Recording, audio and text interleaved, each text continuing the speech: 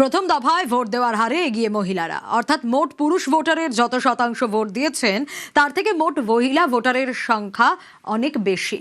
এতে কার লাভ কার ক্ষতি জানা যাবে চৌঠা মে।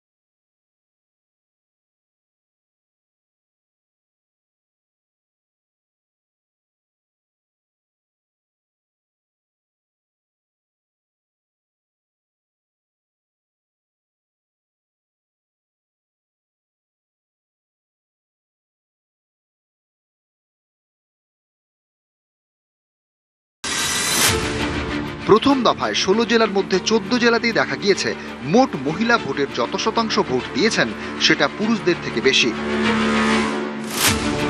এতেই স্পষ্ট ২৩ এপ্রিল মহিলাদের মধ্যে ভোট দেওয়ার প্রবণতা ছিল পুরুষদের তুলনায় বেশি।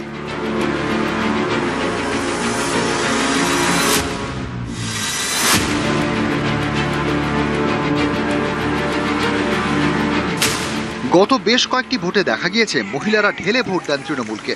২১-এর ভোট থেকে ঘাসফুলকে ডিভিডেন্ড দিচ্ছে লক্ষ্মীর ভাণ্ডার, পাল্টা এবার বিজেপির প্রতিশ্রুতি অন্নপূর্ণা ভাণ্ডার। লক্ষ্মীর ভাণ্ডারে মেলে মাসে ১৫০০ টাকা করে, বিজেপির দাবি তারা ক্ষমতা এলে মাসে ৩০০০ টাকা করে দেবে। অর্থাৎ একদিকে ১৫০০ টাকা যেটা মহিলারা মাসে মাসে হাতে পাচ্ছেন, আরেকদিকে ৩০০০-এর প্রতিশ্রুতি। এই পরিস্থিতিতে এবার মহিলা ভোট কোন দিকে? কমিশনের তথ্যে স্পষ্ট মহিলারা প্রথম দফায় ঢেলে ভোট দিয়েছেন, কিন্তু সেটা কোন ফুলে? উত্তর মিলবে চৌঠা মে। নিউজ ১৮ বাংলা।